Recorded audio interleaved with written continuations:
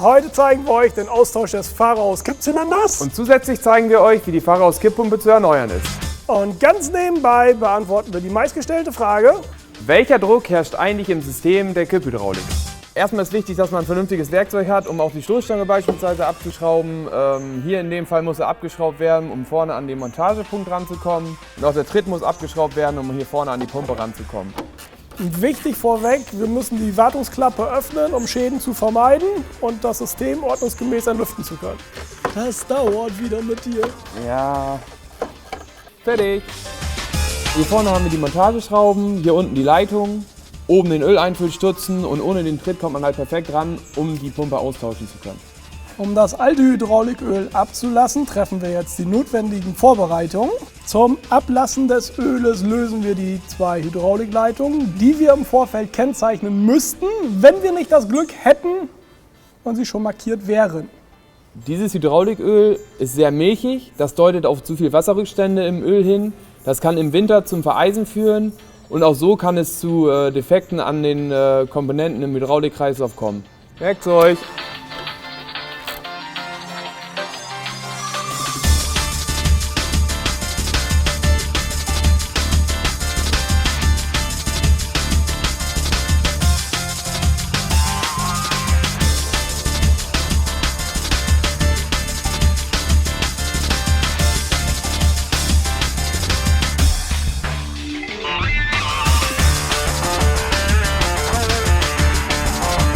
Ich bewege jetzt mit Absicht das Fahrerhaus, damit der Lars unten sich die Führerhauslagerung anschauen kann, ob das Spiel vorhanden ist. Lars, ist da jetzt Spiel drin?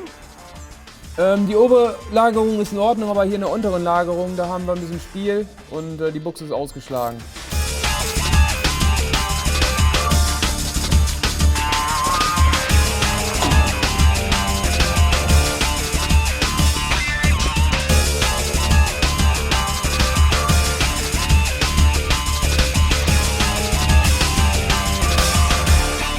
Bauartbedingt ist dieses Fahrzeug mit einer Schwimmstellung ausgestattet.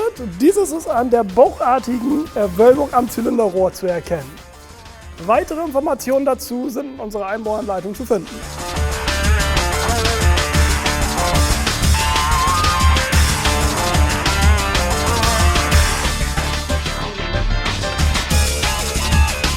Ja, an diesem Fahrzeug sind selbstsichernde Muttern verwendet.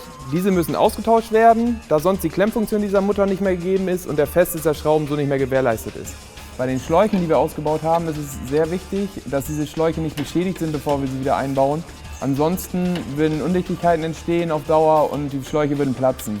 Dichtungen an den Verschraubungen und Endstücken müssen kontrolliert werden und wenn sie kaputt sind, müssen sie ausgetauscht werden. Lars, Leitungen! Jo, hier habe ich kontrolliert. Aber bitte die Seiten nicht vertauschen. Danke. Das neue Hydrauliköl für die Kippanlage sollte den Fahrzeugherstellervorgaben entsprechen. Mit dem Öl ist die Pumpe vollständig zu befüllen.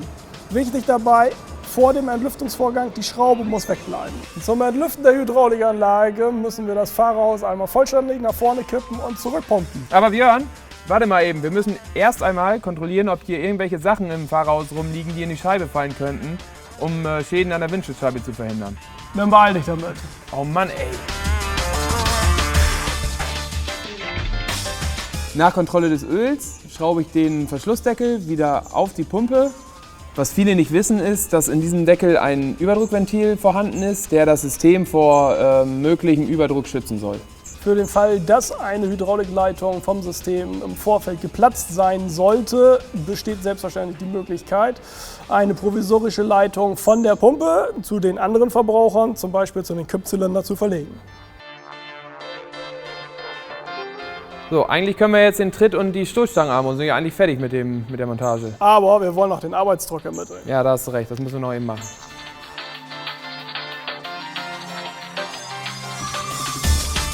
Jetzt, wo wir unsere Reparatur abgeschlossen haben und die Prüfuhr dazwischen gebaut haben, erwarten wir einen Druck von 350 bar, welcher uns dann Aussage gibt, dass das System vollständig in Ordnung ist. So, unser Test ist abgeschlossen. Wir haben 350 bar erreicht. Optimales Prüfergebnis. Jetzt nur noch Stoßstange Tritt vor und dann sind wir fertig. Ach ja, von mir auch tschüss, macht's gut, bis zum nächsten Mal.